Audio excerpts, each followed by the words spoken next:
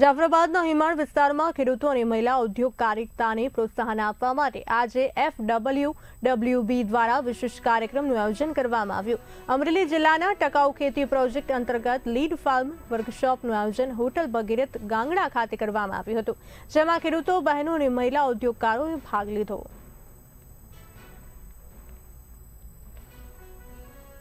અમદાવાદ સંસ્થા સાથે જોડાયેલો છું। આ સંસ્થા દ્વારા અમરેલી જિલ્લાની અંદર ખેતીલક્ષી કાર્યક્રમ શરૂ છે અને એ અંતર્ગત આજે અમે એક લીડ ફાર્મર વર્કશોપનું આયોજન કર્યું હતું, જે અંતર્ગત આજે ફિલ્ડ ડેનું આયોજન આ ગામમાં અમે ગોઠવ્યું હતું।